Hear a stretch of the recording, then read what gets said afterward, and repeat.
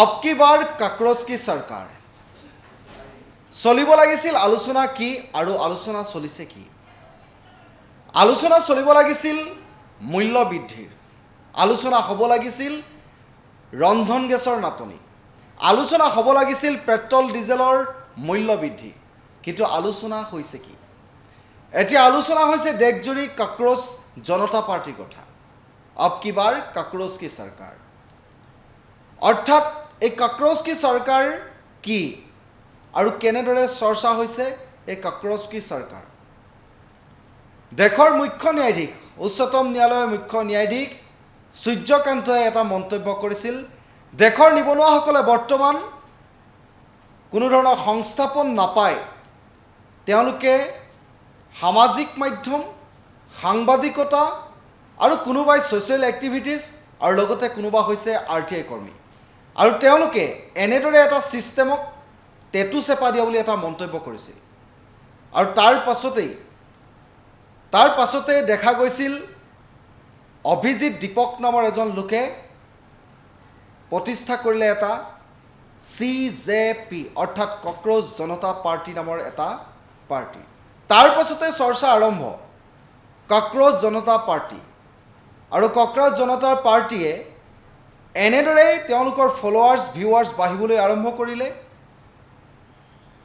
বিশ্বৰ সৰ্ববৃহৎ ৰাজনৈতিক দল বিজেপি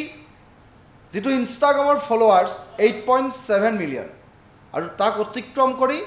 9.5 মিলিয়ন অতিক্ৰম কৰিলে কক্ৰোচ জনতা পাৰ্টিয়ে তাৰ পাছতে আৰম্ভ হ'ল যে এতিয়া কাক্ৰোচ কি सरकार অৰ্থাৎ এই যেটো CJP যেটো পাৰ্টি আৰু সেই পাৰ্টি सरकार गठन हब বুলি ইতিমধ্যে চৰ্চা হ'ল ঠিক একেদৰে আন এটা চৰ্চাৰ বিষয় ইতিমধ্যে সকলোৱে দেখিছে প্ৰধানমন্ত্ৰী মেলোডি চকলেট হে মেলোডি চকলেটৰ আৰু কাক্ৰোচ কি सरकार এই দুটা এতিয়া দেশজুৰি সামাজিক মাধ্যম গৰম হৈ আছে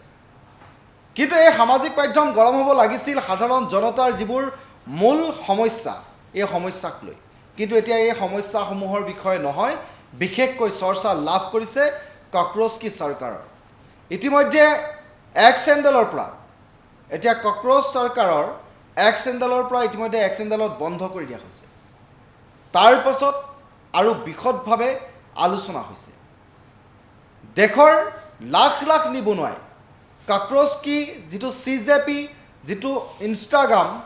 ফলোৱাৰ্স আছিল তাত দেখা গৈছিল যে ঘণ্টাত তীব্ৰ গতিত CJP ফলোৱাৰ্সৰ সংখ্যা বৃদ্ধি পাইছে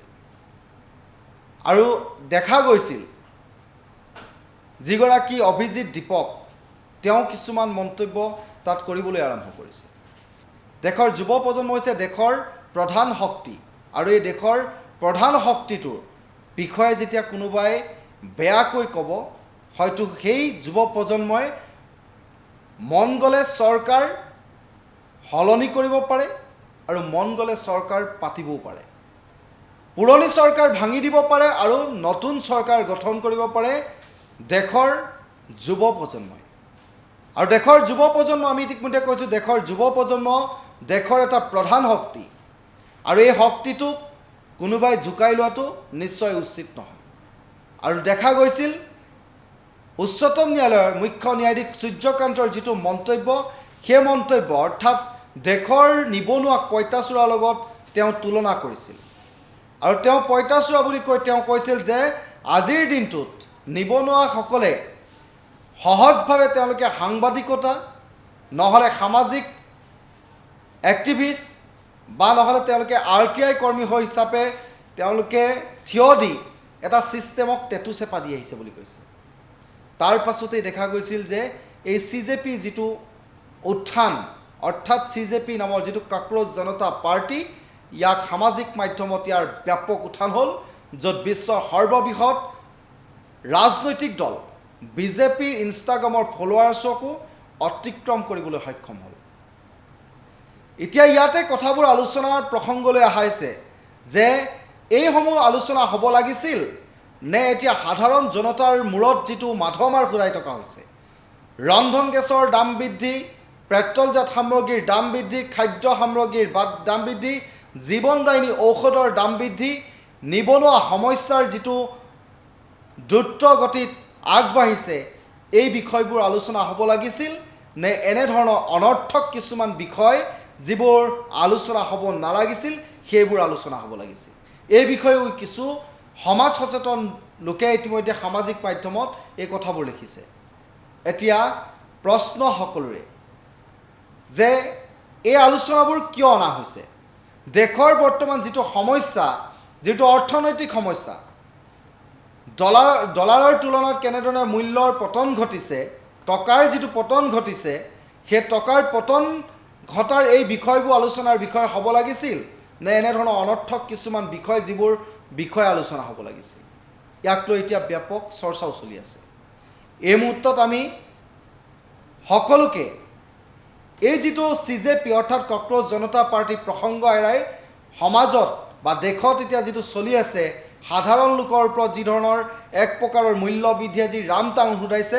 এই বিষয়বোৰে আলোচনাৰ প্ৰসংগলৈ আহিব লাগে বুলি সকলোৱে দাবী কৰিছে। এতিয়া বিষয় সকলোৰে সন্মুখত দেশৰ অৰ্থনৈতিক দুৰৱস্থা, মধ্যপ্ৰাচ্য আৰু পশ্চিম এছিয়াৰ যুদ্ধৰ প্ৰভাৱত যি ধৰণৰ দেশৰ অৰ্থনৈতিক অৱস্থাৰ যিটো তথৈবচ অৱস্থা ইতিমধ্যে দেখা দিছে, যিধৰণে সাধাৰণ জনতাৰ ওপৰত মূল্য বৃদ্ধিৰ ৰামটাঙন পৰিছে, এই কথাবোৰ আলোচনা হ'ব লাগে বুলি একাংশ সমাজ সচেতক লোকে ইতিমধ্যে সামাজিক মাধ্যমত চৰ্চা কৰিছে। কিন্তু তাৰ বিপৰীতে এতিয়া চৰ্চাৰ শীৰ্ষত থকা দুটা বিষয় হৈছে প্ৰধানমন্ত্ৰী মেলোডি চকলেট আৰু কক্ৰজ জনতা পাৰ্টি। এতিয়া আপুনি মই এতিয়া এনেদৰেই চলিব লগা হৈছে আৰু এনেদৰেই চলি থাকিব লগা হৈছে। কথাবোৰ আলোচনা এনেদৰেই হৈছে আৰু এনেদৰেই হৈ থাকিব। এতিয়া সময় আৰু সকলো সজাগ হোৱা আৰু সময়ৰ লগত খোজ দি এতিয়া আলোচনাৰ প্ৰসংগ আৰু আলোচনাৰ বিষয়বোৰ কি হ'ব লাগে সেয়াহে মূল কথা। কাৰণ কোনো এই সমস্যাসমূহৰ লগত দেখা গৈছে যে কক্ৰজ জনতা পাৰ্টি প্ৰসংগত একাংশ ৰাষ্ট্ৰীয় পৰ্যায়ৰ ৰাজনৈতিক নেতাই মন্তব্য কৰিছে। এই কক্ৰজ জনতা পাৰ্টিক লৈ ৰাষ্ট্ৰীয় পৰ্যায়ৰ ৰাজনৈতিক নেতাৰ মন্তব্যবোৰো আমাৰ লগত আছে, আমি শুনাম। কিন্তু এই মুহূৰ্তত আমি কৈছোঁৱেই যে আলোচনা হ'ব লাগিছিল কি আৰু আলোচনা হৈ আছে কি, সেয়াই এতিয়া সকলোতকৈ ডাঙৰ প্ৰশ্ন। যিকোনো খবৰৰ বাবে যোগাযোগ কৰক আমাৰ এই নম্বৰত 9181 307 221।